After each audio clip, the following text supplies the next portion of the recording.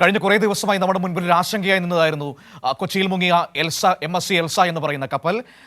ആ കപ്പൽ കടലിൽ മുങ്ങി. പക്ഷേ അതിൻ്റെ ഏറ്റവും വലിയ ആശങ്ക എന്ന് പറയുന്നത് അതിൻ്റെ ഇന്ധന ടാങ്കിൽ ചോർച്ചയുണ്ടാകുമോ എന്നതായിരുന്നു നമ്മളെ സംബന്ധിച്ച് ഗൗരവതരമായ പ്രശ്നം എന്നത്. പക്ഷേ ഇന്ധന ടാങ്കിൽ ചോർച്ചയൊന്നും ഉണ്ടായില്ല. ഇനി ഏറ്റവും പ്രധാനപ്പെട്ട കാര്യമെന്ന് പറയുന്നത് ആ ഇന്ധനം നീക്കം ചെയ്യുന്നതിനുള്ള നടപടികൾ എന്നതാണ്. ആ നടപടികൾ അടുത്തയാഴ്ച ആരംഭിക്കുമെന്നാണ് ഇപ്പോൾ നമുക്ക് ലഭ്യമാകുന്ന വിവരങ്ങൾ.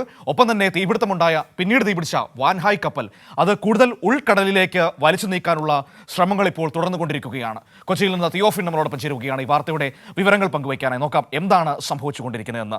തിയോഫിൻ, രണ്ട് പ്രധാനപ്പെട്ട കാര്യങ്ങൾ. ഒന്ന്, MSC എൽസ കപ്പലിൽ നിന്ന് ഇന്ധനം മാറ്റുന്നതിനുള്ള ശ്രമങ്ങൾ ഏത് രീതിയിലാണ് തുടങ്ങാൻ വേണ്ടി പോകുന്നത്? കാലാവസ്ഥയായിരുന്നു അതിനൊരു വെല്ലുവിളിയായി നിന്നിരുന്നത്. ഏതായാലും അടുത്തയാഴ്ച അത് തുടങ്ങുമെന്നാണ് മനസ്സിലാക്കാൻ കഴിയുന്നത്.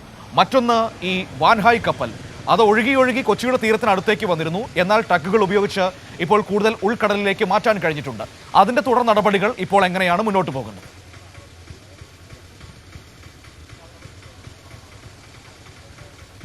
മനോ, ഈ രണ്ട് കപ്പലുകളുമായി ബന്ധപ്പെട്ടുള്ള നടപടികൾ മുന്നോട്ട് പോയിക്കൊണ്ടിരിക്കുന്നു. രണ്ട് ദൗത്യങ്ങളാണ്. അതിൽ MSC എൽസ കപ്പലിലെ ഇനി നടക്കാനുള്ള പ്രധാന ദൗത്യം എന്ന് പറയുന്നത് മനു സൂചിപ്പിച്ചതുപോലെ ഈ കപ്പലിനുള്ളിലെ ഇന്ധന ടാങ്കുകളിൽ നിന്നും ഇന്ധനം സുരക്ഷിതമായി നീക്കം ചെയ്യുക എന്നതാണ്. ആദ്യമുണ്ടായിരുന്ന പ്രതിസന്ധി ഈ ഇന്ധന ടാങ്കുകളിൽ നിന്നുണ്ടായിരുന്ന ചോർച്ച.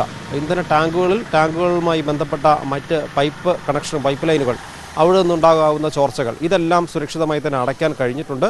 അതിനുശേഷമാണ് ഇനിയിപ്പോൾ അടുത്ത ഘട്ടമായി ഈ ടാങ്കുകളിൽ നിന്ന് ഇന്ധനം മുകളിലേക്ക് വെള്ളത്തിന് പുറത്തേക്ക് നീക്കം ചെയ്യാനുള്ള നടപടി ആരംഭിക്കുക. അടുത്ത ആഴ്ച തന്നെ ഇതുമായി ബന്ധപ്പെട്ട നടപടി തുടങ്ങും. ഹോട്ട് ടാപ്പിംഗ് എന്ന ഒരു സാങ്കേതിക വിദ്യയിലൂടെയാണ് ഈ ടാങ്കുകളിൽ നിന്നുള്ള ഇന്ധനം നീക്കം ചെയ്യുക. ഇതുമായി ബന്ധപ്പെട്ടുള്ള ഒരു കരാർ തയ്യാറായിട്ടുണ്ട്. ഈ നടപടിക്രമങ്ങൾ തുടങ്ങുന്നതിൻ്റെ ഭാഗമായി ഇതിൻ്റെ ദൗത്യസംഘം ഉൾപ്പെടുന്ന ഒരു ടഗ് ഷിപ്പ് 26-ാം തീയതി കൊച്ചിയിലേക്ക് എത്തും. കാനറ മേഘ് എന്നാണ് ഈ ഷിപ്പിൻ്റെ പേര്. അവർ ആ ദൗത്യം ഉടനെ തന്നെ ആരംഭിക്കും. നേരത്തെ ഈ മാസം 13-ാം തീയതി ഈ എണ്ണ നീക്കം ചെയ്യുന്ന ദൗത്യം ആരംഭിക്കാനാണ് നേരത്തെ പദ്ധതി ഇട്ടിരുന്നതെങ്കിൽ കൂടി പ്രതികൂല കാലാവസ്ഥ അതിന് തടസ്സമായി. കാരണം പലപ്പോഴും ഈ എണ്ണ ചോർച്ച അടയ്ക്കുക എന്നത് ഈ വെള്ളത്തിനടിയിലേക്ക് മുങ്ങൽ വിദഗ്ധർ ഇറങ്ങി, അതായത് എക്സ്പെർട്സ് ആയിട്ടുള്ളവർ ഇറങ്ങി ആ ഇന്ധന ചോർച്ച അടയ്ക്കുക എന്ന ദൗത്യം പൂർത്തിയാക്കേണ്ടതുണ്ടായിരുന്നു. അതിൽ അല്പം കാലതാമസം വന്നു എന്നതുകൊണ്ടാണ്. പക്ഷേ ഇതിനകത്ത് ആശ്വാസകരമായ ഒരു കാര്യം, എണ്ണ ചോർച്ച ഉണ്ടായിരുന്നില്ല എന്നതാണ്. കാരണം അല്പമെങ്കിലും എണ്ണ ചോർച്ച ഉണ്ടാകുമെങ്കിൽ അതെല്ലാം അടയ്ക്കാനുള്ള ശ്രമമാണ്. കാര്യമായി തന്നെ എണ്ണ കടലിലേക്ക് പരന്നില്ല എന്നത് വലിയ ആശ്വാസമായി. അതാണ് MSC കപ്പലിൻ്റെ ഒരു ദൗത്യം. നേരത്തെ ഈ 13-ാം തീയതി തുടങ്ങി ജൂലൈ 3-നുള്ളിൽ ഈ ദൗത്യം പൂർത്തിയാക്കാനായിരുന്നു, എണ്ണ നീക്കം ചെയ്യുന്ന ദൗത്യം പൂർത്തിയാക്കാനായിരുന്നു ആലോചന. പക്ഷേ അത് അല്പം കൂടി നീളുമെന്നാണ് ഇപ്പോൾ നമുക്ക് മനസ്സിലാവുന്നത്. എന്തായാലും 26-ാം തീയതിയോടുകൂടി ഈ ടഗ് ഷിപ്പ് കാനറ മേഘ് കൊച്ചിയിലെത്തിക്കഴിഞ്ഞാൽ അതുമായി ബന്ധപ്പെട്ടുള്ള ദൗത്യങ്ങൾ ആരംഭിക്കും. സമാന്തരമായി തന്നെ ഈ മുങ്ങിയ കപ്പലിൽ നിന്നുള്ള കണ്ടെയ്നറുകൾ നീക്കം ചെയ്യാനുള്ള ശ്രമവും അവിടെ അതിനെക്കുറിച്ച് അത് ഏത് രീതിയിൽ സാധിക്കുമെന്നതിനെക്കുറിച്ചുള്ള ഒരു പഠനങ്ങളും അതിനുള്ള ശ്രമങ്ങളും നടന്നു വരുന്നുണ്ട്.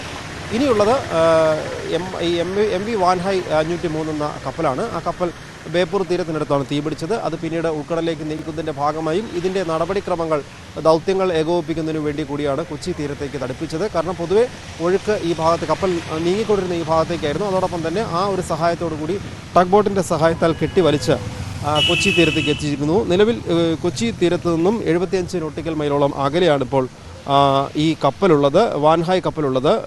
ബോക്ക വിങ്കർ എന്ന ടഗ് ഷിപ്പാണ് വാൻഹായെ വടം കെട്ടി വലിച്ചുകൊണ്ടിരിക്കുന്ന നിലവിൽ. ഒരു കപ്പൽ കൂടി, ഒരു ടഗ് ഷിപ്പ് കൂടി ഉപയോഗിച്ച് കുറച്ചുകൂടി ശക്തമായി വടം കെട്ടി ഇതിനെ കൂടുതൽ അകലേക്ക് നീക്കാനുള്ള ഒരു ശ്രമങ്ങൾ നടന്നു വരികയാണ്. ഇതിൻ്റെ ഭാഗമായിട്ട് തന്നെ വേറെയും കപ്പലുകളും ടഗ് ഷിപ്പുകളും ഇനി കൊച്ചിയിൽ എത്തുന്നുണ്ട്. സരോജ ബ്ലെസ്സിംഗ് എന്നൊരു കപ്പൽ ഉടൻ തന്നെ കൊണ്ടുവരും. അപ്പോൾ രണ്ടാമത്തെ വടം ഈ സരോജ ബ്ലെസ്സിങ്ങിൽ കെട്ടി കപ്പലിനെ കൂടുതൽ അകലേക്ക്, തീരത്തു നിന്ന് കൂടുതൽ അകലേക്ക് വലിച്ചു നീക്കാനുള്ള ഒരു ശ്രമമാണ് നടത്തുന്നത്. കപ്പലിലെ ഡെക്കിലുള്ള തീ പൂർണ്ണമായിട്ട് അടച്ചു കഴിഞ്ഞിട്ടുണ്ട്. ഓക്കെ, അതങ്ങനെ നിൽക്കുന്നു. ഇവിടെ മറ്റൊരു പ്രധാനപ്പെട്ട പ്രശ്നം എന്ന് പറയുന്നത് ഇവിടെ നിൽക്കുന്ന മറ്റൊരു പ്രധാനപ്പെട്ട പ്രശ്നം എന്ന് പറയുന്നത് ഈ MSC കപ്പലിൽ നിന്ന് നഷ്ടപരിഹാരം ഈടാക്കുന്നതുമായി ബന്ധപ്പെട്ട വിഷയങ്ങളാണല്ലോ. സർക്കാർ അതിന്റെ നടപടികളുമായി മുന്നോട്ട് പോകുന്നു. ഇപ്പോൾ കഴിഞ്ഞ ദിവസം ഹൈക്കോടതി പറഞ്ഞിട്ടുണ്ട്, അഡ്മിറേഷൻ സ്യൂട്ട് ഫയൽ ചെയ്യാൻ സർക്കാരിനോട് ആവശ്യപ്പെട്ടിരിക്കുകയാണ്. കോടതി പറയുന്നത് ഈ വിഷയത്തിൽ സർക്കാർ വഴിയുള്ള നഷ്ടപരിഹാര സമീപനത്തെക്കാൾ ഉചിതം കോടതിയുടെ അധികാര പരിധികൾ വഴി സമീപിക്കുന്നതായിരിക്കും എന്നൊരു നിലപാട് കഴിഞ്ഞ ദിവസം ഹൈക്കോടതി സ്വീകരിക്കുന്നത് കണ്ടു. ആ കോടതിയുടെ നിർദ്ദേശത്തിന്റെ അടിസ്ഥാനത്തിൽ സർക്കാർ ഇപ്പോൾ അഡ്മിറേഷൻ സ്യൂട്ട് ഫയൽ ചെയ്യാൻ പോകുന്നു എന്നാണ് നമുക്ക് മനസ്സിലാക്കാൻ വേണ്ടി കഴിയുന്നത്. അപ്പോൾ ആ തരത്തിലുള്ള നിയമ നടപടികളുടെ ഒരു പുരോഗതി കൂടി എങ്ങനെയാണ് ഈ ഘട്ടത്തിൽ നമുക്ക് മനസ്സിലാക്കാൻ പറ്റുന്നത്?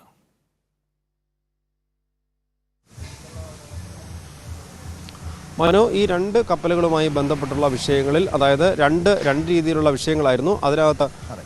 ഒരു പക്ഷേ മറ്റൊരു വിഷയം എന്ന് പറയുന്നത്, ഇത് കോസ്റ്റൽ പോലീസിന് അത്തരം കാര്യങ്ങളിൽ നേരിട്ട് ഒരു കേസെടുക്കാൻ അല്ലെങ്കിൽ നടപടിയെടുക്കാനുള്ള ഒരു സാധ്യത അവിടെ കുറവായിരുന്നു. കാരണം 12 നോട്ടിക്കൽ മൈലിനപ്പുറത്തേക്കുള്ള അകലത്ത് സംഭവിച്ച കാര്യങ്ങളിൽ നേരിട്ട് സ്വമേധയാ ഒരു കേസെടുക്കാനുള്ള നടപടിയില്ല. അതിൽ പരാതി വന്നാൽ മാത്രമാണ് കേസും നടപടിയുമായി മുന്നോട്ട് പോകാൻ കഴിയുക. അങ്ങനെയാണ് ആദ്യം MSC എൽസ കപ്പലുമായി ബന്ധപ്പെട്ട ആലപ്പുഴ സ്വദേശി നൽകിയ പരാതിയിൽ കേസെടുത്തത്. പിന്നീട് വടകര സ്വദേശി നൽകിയ പരാതിയെ തുടർന്ന് ഈ വാൻഹായ് കപ്പലിലെ തീപിടുത്തവുമായി ബന്ധപ്പെട്ടും കേസെടുത്തിട്ടുണ്ട്. ആ കേസ് അതിൻ്റെ തുടർ നടപടികൾ പുരോഗമിക്കുകയാണ്. അത് കോസ്റ്റൽ പോലീസാണ് കേസെടുത്തിട്ടുള്ളത്. രണ്ട് കേസും Kochi fort Kochi coastal police തന്നെയാണ് രജിസ്റ്റർ ചെയ്തിട്ടുള്ളത്. FIR രജിസ്റ്റർ ചെയ്ത് ഇതുമായി ബന്ധപ്പെട്ട അന്വേഷണം നടക്കുന്നു.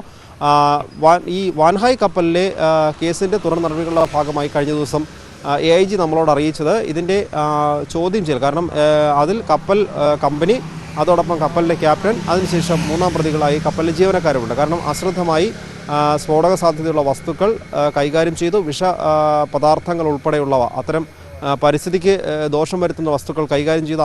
അശ്രദ്ധമായി അത് കൈകാര്യം ചെയ്തു. സ്ഫോടനത്തിന് അവസരമുണ്ടാക്കിയെന്നത് കൂടി ഉൾപ്പെടുത്തിയാണ് കേസ്. ആ കേസിൻ്റെ ഭാഗമായി പരാതിക്കാരുടെ മൊഴി എടുത്തു കഴിഞ്ഞു. ഇനി മംഗലാപുരത്ത് പോയി ഈ കപ്പൽ ജീവനക്കാരുടെ മൊഴി എടുക്കുന്ന നടപടി അടുത്തതായി നടക്കുമെന്നാണ് AIG അറിയിച്ചത്. എന്തായാലും അതുമായി ബന്ധപ്പെട്ടുള്ള കേസുകളും തുടർ നടപടികളും മുന്നോട്ട് പോവുകയാണ്. മറ്റു നേരത്തെ സൂചിപ്പിച്ചതുപോലെ സർക്കാർ നേരിട്ട് തന്നെ കോടതി വഴി ഇടപെടാനുള്ള ഒരു ശ്രമങ്ങളും പുരോഗമിച്ചു വരികയാണ്. ശരി, ഓക്കെ, താങ്ക് യു. തിയോഫിനാണ് കൊച്ചിയിൽ നിന്ന് നമുക്ക് ഈ വിവരങ്ങൾ നൽകിയത്.